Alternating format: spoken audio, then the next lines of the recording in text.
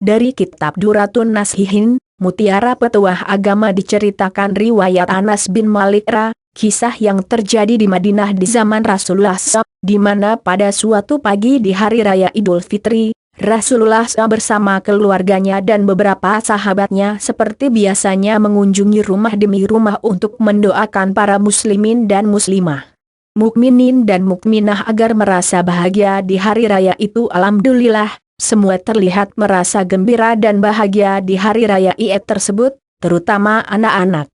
Mereka bermain sambil berlari-lari ke sana kemari dengan mengenakan pakaian hari rayanya. Namun tiba-tiba Rasulullah SAW melihat di sebuah sudut ada seorang gadis kecil sedang duduk bersedih. Ia memakai pakaian tambal-tambal dan sepatu yang telah usang. Rasulullah SAW lalu bergegas menghampirinya. Gadis kecil itu menyembunyikan wajahnya dengan kedua tangannya, lalu menangis terseduh-seduh. Rasulullah SAW kemudian meletakkan tangannya yang putih sewangi bunga mawar itu dengan penuh kasih sayang di atas kepala gadis kecil tersebut, lalu bertanya dengan suaranya yang lembut, "Anakku, mengapa engkau menangis? Bukankah hari ini adalah hari raya?" Gadis kecil itu terkejut bukan kepalang. Tanpa berani mengangkat kepalanya dan melihat siapa yang bertanya, perlahan-lahan ia menjawab sambil bercerita, "Pada hari raya yang suci ini semua anak menginginkan agar dapat merayakannya bersama orang tuanya dengan berbahagia. Semua anak-anak bermain dengan riang gembiranya. Aku lalu teringat pada ayahku, itu sebabnya aku menangis. Ketika itu hari raya terakhir bersamanya. Ia membelikan aku sebuah gaun berwarna hijau dan sepatu baru. Waktu itu aku sangat bahagia. Lalu suatu hari ayahku pergi berperang bersama Rasulullah SAW membela Islam dan kemudian ia meninggal. Sekarang ayahku sudah tidak ada lagi. Aku telah menjadi seorang anak yatim. Jika aku tidak menangis untuknya, lalu untuk siapa lagi?" Setelah Rasulullah SAW mendengar cerita itu, seketika hatinya diliputi kesedihan yang mendalam. Dengan penuh kasih sayang beliau membelai kepala gadis kecil itu sambil berkata, "Anakku, hapuslah air matamu. Angkatlah kepalamu dan dengarkan apa yang akan aku katakan kepadamu. Apakah kamu ingin agar aku Rasulullah menjadi ayahmu? Dan apakah kamu juga ingin Ali menjadi pamanmu? Dan apakah kamu juga ingin agar Fatimah menjadi kakak perempuanmu, dan Hasan dan Husain menjadi adik-adikmu dan Aisyah menjadi ibumu?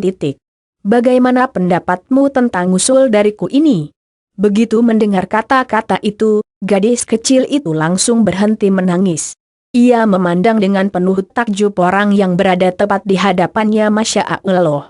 Benar, ia adalah Rasulullah SAW, orang tempat ia baru saja mencurahkan kesedihannya dan menumpahkan segala gundah di hatinya. Gadis yatim kecil itu sangat tertarik pada tawaran Rasulullah SAW, namun entah mengapa ia tidak bisa berkata sepatah kata pun. Ia hanya dapat menganggukkan kepalanya perlahan sebagai tanda persetujuannya.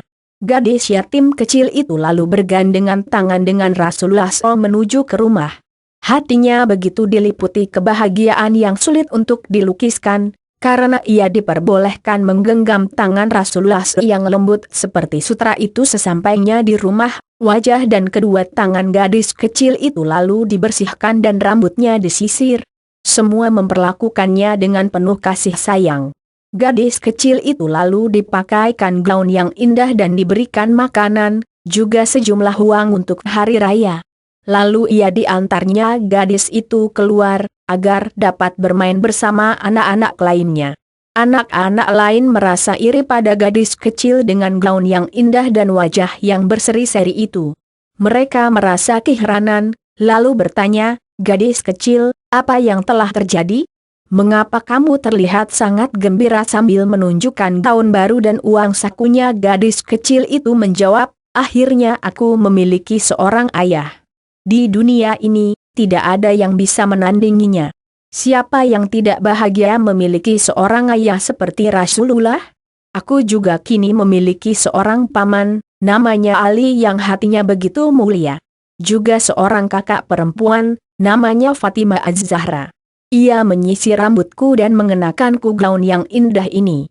Aku merasa sangat bahagia dan bangga memiliki adik-adikku yang menyenangkan bernama Hasan dan Husain."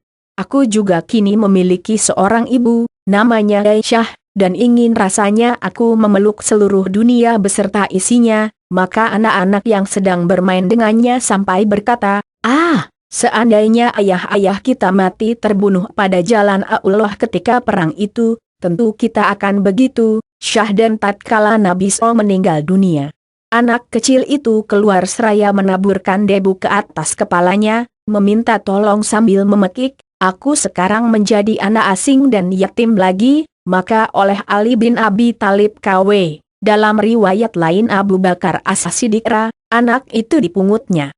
Allahumma salli ala Sayyidina Muhammad wa ala ali Sayyidina Muhammad. Ana uhibuka ya Sayyidi ya Habibi ya Muhammad ibn Abdillah sallallahu alaihi wasallam. Hiks, tanpa terasa air mataku meleleh sembari menulis kisah ini.